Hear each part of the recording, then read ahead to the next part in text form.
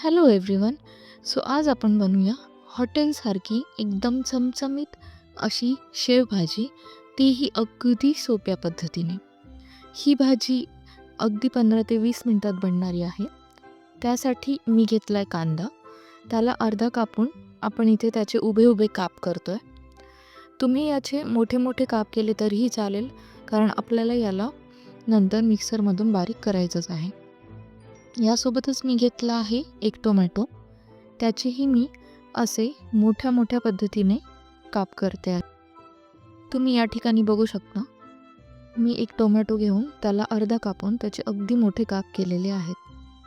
त्याबरोबरच आपण एक कढई घेऊया. ती कढई गरम झाल्यानंतर मी इथे तेल घातलं आहे आणि जे आपण कांद्याचे काप केलेले आहेत ते आपण यामध्ये घालून घेऊया. तेल अगदी कमी प्रमाणात वापरलेलं आहे, कारण याला आपल्याला फक्त आणि फक्त परतायचं आहे. या कांद्यांना आपल्याला गोल्डन ब्राऊन होईपर्यंत परतून घ्यायचं आहे. तुम्ही या ठिकाणी बघू शकता, जे कांदे मोठे आहेत त्याला आपण जमेल तितकं बारीक करूया. सोबतच मी इथे 7 ते 8 लसूणच्या पाकळ्या घेतलेल्या आहेत आणि 2 ते 3 काप इथे मी अद्रक घेतलेला आहे. इथे आपल्याला लसणाचा वापर थोडा जास्त करायचा आहे, कारण त्यामुळे टेस्ट खूप जास्त एनहान्स होतो. तुम्ही या ठिकाणी बघू शकता. गॅस आपल्याला थोडा मध्यम ठेवायचा आहे आणि आपण इथे याला सतत परतवणार आहोत.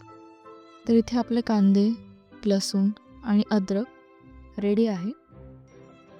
याला मी एका मिक्सर जारमध्ये काढून ठेवते आणि आपण यामध्ये आपले काप केलेले टमाटे घालूया. आपलं लसूण कांद्याचं मिश्रण आणि हे टोमॅटो सोबतच ग्राइंड करूया. त्यानंतर आपण एका कढईमध्ये तेल घालूया. इथे तुम्ही तेलाचा वापर जास्तही करू शकता. यामध्ये थोडीशी मोहरी आणि सोबतच आपण जिरे टाकूया.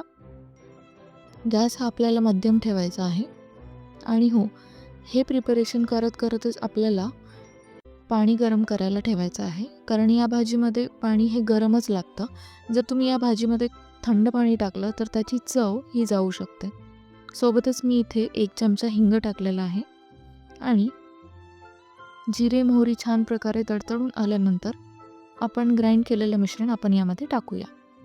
तुम्ही या ठिकाणी बघू शकता की जिरे मोहरी छान प्रकारे तडतडली आहे आणि त्यानंतर मी हे मिश्रण टाकलं आहे. याला आपल्याला कंटिन्यू स्टर करायचं आहे. आपल्याला यामध्ये 1 चमचा हळद आणि 2 मोठे चमचे लाल तिखट घालायचं आहे. तुम्ही इथे तिखटाचं प्रमाण जास्तही वापरू शकता. जसं तुम्हाला घरी चालतं त्यानुसार तुम्ही तिखटाची क्वांटिटी वाढवू शकता. इथे मी 2 चमचे तिखट वापरलेलं आहे. सोबतच मी इथे 1 चमचा गोडा मसाला टाकलेला आहे. हा गोडा मसाला मी घरी बनवला आहे. जर याचीही रेसिपी तुम्हाला हवी असेल तर प्लीज कमेंट करा. सोबतच मी इथे 1 चमचा धनापूड आणि 1 चमचा जिरेपूड टाकला आहे.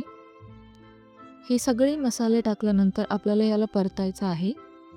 याला आपल्याला परतून जोपर्यंत याचा अरोमा येत नाही, जोपर्यंत याला तेल सुटत नाही, तोपर्यंत आपल्याला याला शिजत ठेवायचं आहे. गॅस आपल्याला मध्यमच ठेवायचा आहे. तुम्ही बघू शकता इथे हळूहळू याचा कलर हा चेंज होतो आणि इथे छान प्रकारे हे शिजलं गेलं आहे. आता यामध्ये आपण गरम पाणी टाकूया आणि याला हलवून घेऊया. तुम्ही या ठिकाणी बघू शकता, तुम्हाला हवी तितकी कन्सिस्टन्सी तुम्ही मॅनेज करू शकता. जर तुम्हाला अजून पातळ हवं असेल हे मिश्रण तर तुम्ही पाण्याचं प्रमाण जास्त वापरू शकता. मी इथे पाणी हे 2 कप यूज केलेलं आहे. तुम्ही बघू शकता. आता आपल्याला या पाण्याला उकळी येईपर्यंत गॅस चालू ठेवायचा आहे आणि इथे मी 2 चमचे मीठ टाकलेलं आहे. तर तुम्ही बघू शकता इथे या भाजीला एकदम छान प्रकारे उकळी आलेली आहे. आता आपण यामध्ये खूप सारी कोथिंबीर टाकूया. एकदम छान अशी उकळी आलेली आहे या भाजीला. तुम्ही बघू शकता.